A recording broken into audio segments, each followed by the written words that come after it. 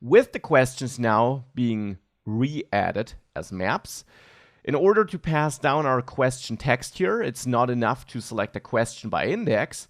Instead, now in there, we of course have our question text key, which we're now interested in. So we're interested in the value, of course, but we do access this value through its key. Now, how do you tell Dart that you want to get the value for a specific key?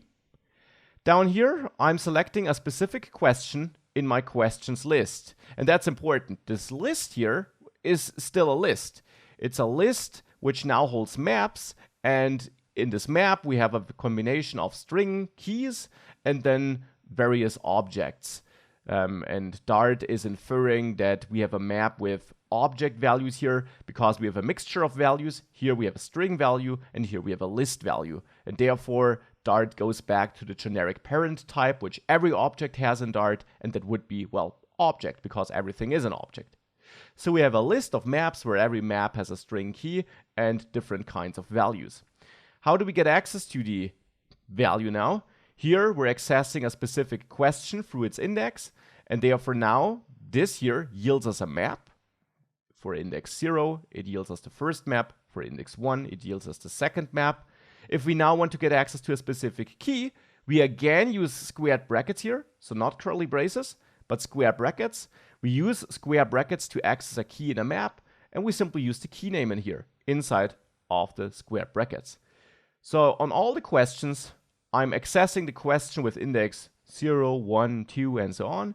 And then here, for the chosen question map, I access the value with the key question text. So that means I access this value, or this value, and it's this string which then gets forwarded to the question. Awesome. We can forward our value to the question. That's of course pretty neat. Now, how can we create our answers dynamically based on the selected question? We always have 4 answers, so we could hard code our answers here.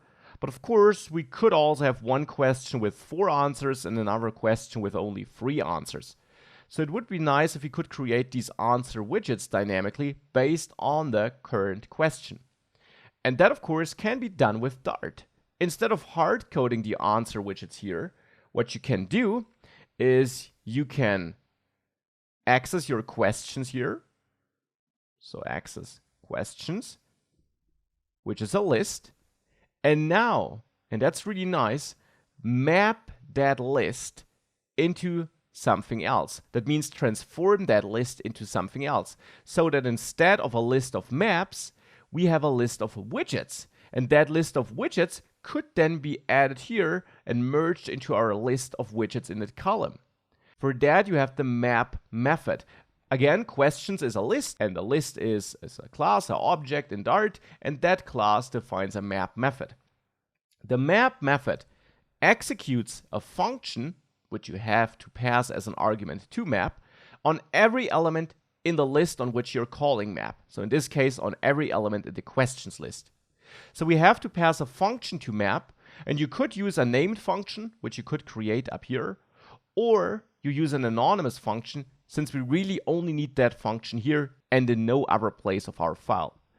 So here I'll define a function, and that function automatically receives an argument itself, which will be passed in by Dart, and that's the current element we're looking at, because this function will be executed for every element in the questions list, and the current element for the current function execution, that is received as an argument inside of this function, which is applied to every element.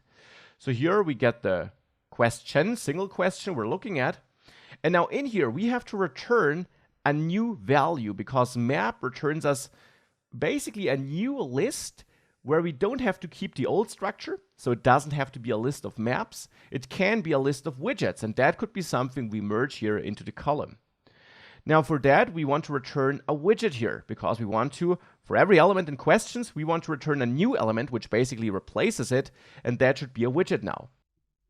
So here I want to create a new answer widget. And to that answer widget, I want to forward question. However, we're actually calling map on the wrong thing now, because questions is a list of maps, right?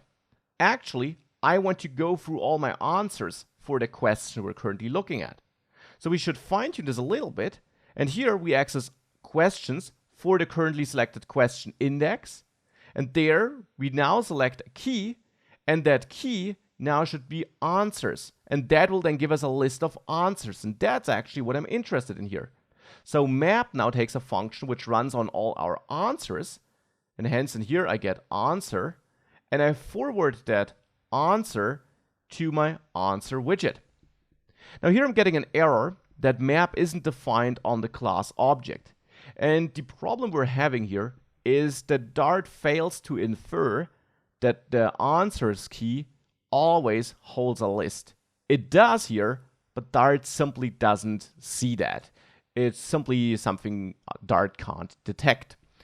Now to fix that, we can tell Dart that answers is a list by wrapping this part all the way up to after this answers key we're accessing here into parentheses and adding the as keyword, which allows us to tell Dart, hey, this will have a specific type. I know it. And we know that this will be of type list full of strings. Whoops, string should have a capital S. So now we tell Dart that answer here, answers which we access, will actually be a list of strings. And the error we're now getting is a different error, which we'll fix later, no worries. This, however, will work now. We can map a list of strings. Answer here, therefore, is a string. And to answer, we forward that string. Now, of course, at the moment, answer doesn't take a string. It only takes this function handler. So we should accept a second argument here in the answer widget, which is the answer text we want to output. And I also want to store this in a property here, answer text. And therefore, actually here in the constructor list, let's use this answer text, which then automatically assigns the incoming value to this property. And the answer text is then what we can use down there in our answer widget. So now we're accepting answer text, but still here when we create the widget, the answer text, which is inside of answer, is not the first value we should pass to the answer widget, but the second one. The first value should be our handler for the chosen answer. And for that, we of course still want to pass a pointer to our underscore answer question function here. So let's forward this for every answer widget we're creating. That was a lot of work, and I know that this can be a confusing setup here, mapping a list into a list of widgets. What's the idea here? Well, the idea really is that now we have a list of widgets here in the end, at least almost, because map doesn't give us a list, but a so-called iterable, which is kind of a parent class for all the different iterables. A map would also be an iterable. And to really tell Dart that we want a list here and not a map or anything else, we can add a dot after this whole operation and call toList. And now this converts the value map gives us to a list. Also, please note that map does not change the original questions list. It does not change this variable or the value in there. It generates a new list instead, based on the old list, and then the transformation we do in the body of that function we pass to map. The remaining problem now is that we have a list here, and here column also takes a list of widgets, but with that we would have a nested list. We would add a list in a list. Actually, we want to have a couple of individual items in that list of children. And to get that, we can use another operator that's available in Dart. It's the so-called spread operator. You can add 3 dots in front of this, and now I get a warning because it's a relatively new operator, but it is supported in the recent versions of Dart. And what this spread operator does, what these 3 dots do here, is they take a list, which is exactly what we have here, and they pull all the values in that list out of it and add them to the surrounding list as individual values, so that we don't add a list to a list, but the values of a list to a list, having only one list without a nested list. So this is what we're doing here. And with that, we're having a transformation where we transform every answer into an answer widget. We then make sure that this is a list, and then we take these generated answer widgets and we add it to this list here. That was a lot of work, of course, but with that, if we save this, we indeed see 4 values here for our 4 answers. And if I choose one and we go to the next question, you see that these answers change. And if I click again, since I already was on the second question, now I get an error because now I try to advance to a question which we don't have. Of course, we could implement checks that avoid that we can go to a question which we don't have, but for the moment, I'm happy with the current state.